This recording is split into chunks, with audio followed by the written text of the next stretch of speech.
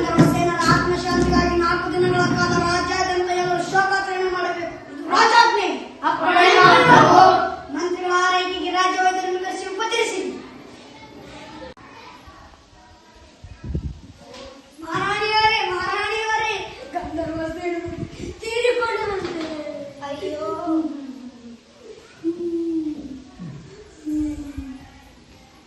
ಮಹಾರಾಣಿಯವರೇ, ಎಲ್ಲರೂ ಏಕೆ ಹೇಳುತ್ತಿದ್ದಾರೆ? ಗಂಧರ್ವ ಸೇನರು ತೀರಿಕೊಂಡರಂತೆ. ಮಹಾರಾಣಿಯವರೇ, ಈ ನಮ್ಮ ಮಹಾರಾಜರಿಗೂ ಆ ಗಂಧರ್ವ ಸೇನರಿಗೂ ಏನು ಸಂಬಂಧ? ನನಗೂ ಗೊತ್ತಿಲ್ಲ.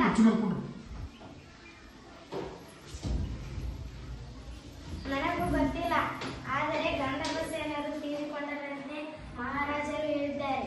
ಅದಕ್ಕೆ ನಾವು ಅಳುತ್ತಿದ್ದೀವಿ. ಮಹಾರಾಜರೇ, ಆ ಗಂಧರ್ವ ಸೇನರಿಗೂ ನಿಮಗೂ ಏನು ಸಂಬಂಧ? ಅಯ್ಯೋ, ನಾನು ಎಂತ ಮೂರ್ಖತನದ ಕೆಲಸ ಮಾಡಿ. ಕೂಡಲೇ ಆಸ್ಥಾನಕ್ಕೆ ಹೋಗಿ ಮಂತ್ರಿಗಳನ್ನು ವಿಚಾರಿಸೋಣ. ಯಾರಲ್ಲಿ ಮಂತ್ರಿಗಳನ್ನು ಕರೆಸಿ. ಅಪ್ಪಣೆ ಮಹಾಪ್ರಭು. ಮಂತ್ರಿಗಳೇ, ಯಾರು ಈ ಗಂಧರ್ವ ಸೇನಾ? ಮಹಾರಾಜರ ಗಂಧರ್ವ ಸೇನ ಯಾರೆಂಬುದು ನನಗೂ ತಿಳಿದಿಲ್ಲ. ಪಡೆ ಮುಖ್ಯಸ್ಥ ಗಂಧರ್ವ ಸೇನರು ತೀರಿಕೊಂಡರೆಂದು ಅಳುತ್ತಿದ್ದ. ಅದನ್ನು ಕೊಂಡು ನಾನು ಓದ್ತೀನಿ. ನೀವು ಎಂತ ಮೂರ್ಖತನದ ಕೆಲಸ ಮಾಡಿದ್ದೀರಿ. ಗಂಧರ್ವ ಸೇನೆ ಈ ಕೂಡಲೇ ಹೋಗಿ ಗಂಧರ್ವ ಸೇನೆ ಯಾರೆಂದು ತಿಳಿದುಕೊಂಡು ಬನ್ನಿ. ಅಪ್ಪಣೆ ಮಹಾಪ್ರಭು.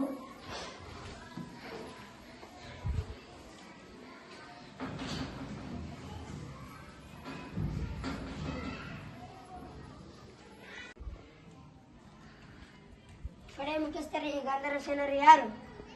ಗಂಧರ್ವ ಸೇನೆ ಯಾರು ಎಂದು ನನಗೂ ತಿಳಿದಿಲ್ಲವೇ?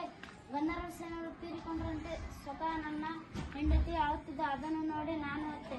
ಈ ಸುದ್ದಿಯನ್ನು ನಿಮಗೆ ಹೇಳಬೇಕೆನಿಸಿತು, ಬಂದು ಹೇಳಿ.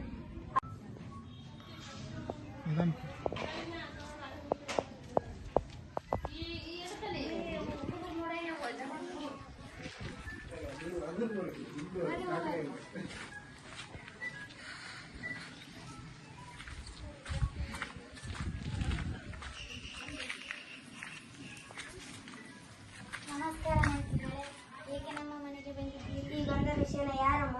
ಸ್ವಾಮಿ, ಗಂಧರ್ವ ಸೇನ ಯಾರೆಂದು ನನಗೂ ತಿಳಿದ. ಈ ದಿವಸ ಬೆಳಗ್ಗೆ ಸ್ನಾನ ಮಾಡಲಿಕ್ಕೆ ಕೆರೆಗೆ ಹೋಗಿ ಅಲ್ಲಿ ಮಡಿವಾಳ್ತಿ ತನ್ನ ಗಂಧರ್ವ ಸೇನ ಸತ್ತಿದ್ದಾನೆಂದು ಒಂದೇ ಸಮಯ ಅಳುತ್ತಿದ್ದಳು. ಅದನ್ನು ನೋಡಿ ನಾನು ಗಂಡನ ಬಳಿ ಹೇಳಿದೆ. ಆಯ್ತು, ಬಾ, ಮಡಿವಾಳ್ತಿಯನ್ನು ವಿಚಾರಿಸೋಣ.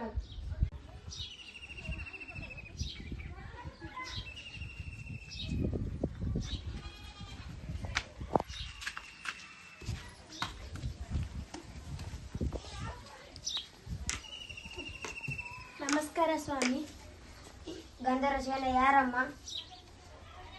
ಸ್ವಾಮಿ, ನನಗೆ ಅದೃಷ್ಟವಿಲ್ಲ. ಈಗಲೂ ಅವನಿಗಾಗಿ ಹೃದಯ ಮಿಡುತ್ತಿದೆ. ಗಂಧರ್ವ ಸೇನ ನನ್ನ ಪ್ರೀತಿಯ ಕತ್ತೆ. ನನ್ನ ಮಗುವಿಗಿಂತಲೂ ಹೆಚ್ಚಾಗಿ ಅವನನ್ನು ಮುದ್ದಿಸುತ್ತಿದ್ದೆ. ನಮ್ಮ ವ್ಯವಹಾರಗಳನ್ನು ನೋಡಿಕೊಳ್ಳುತ್ತಿದ್ದ. ನಿನ್ನೆ ರಾತ್ರಿ ಕಣ್ಣು ಮುಚ್ಕೊಂಡ್ಬಿಟ್ಟ. ನನ್ನ ಹೊಟ್ಟೆ ಮೇಲೆ ಕಲ್ಲಾಕ್ಬಿಟ್ಟ. ನಿನ್ನ ಪ್ರೀತಿ, ಈ ಗಂಧರ್ವ ಸೇನ ನಿನ್ನ ಪ್ರೀತಿಯ ಕತ್ತೆ? ಹೌದು ಸ್ವಾಮಿ. ಅಯ್ಯೋ. ನಮಸ್ಕಾರ ಪ್ರಭು. ನಮಸ್ತೆ ಮಂತ್ರಿಗಳೇ, ಏನಾಯಿತು? ಗಂಧರ್ವ ಸೇನೆ ಯಾರೆಂದು ತಿಳಿದುಕೊಂಡು ಬಂದಿದ್ದೀರಾ? ಹೇಗೆ? ಹೌದು ಮಹಾರಾಜರೇ, ಗಂಧರ್ವ ಸೇನೆ ಬೇರೆ ಯಾರಲ್ಲ, ಮಡಿವಾಳ್ತಿಯ ಪ್ರೀತಿಯ ಕತ್ತೆ.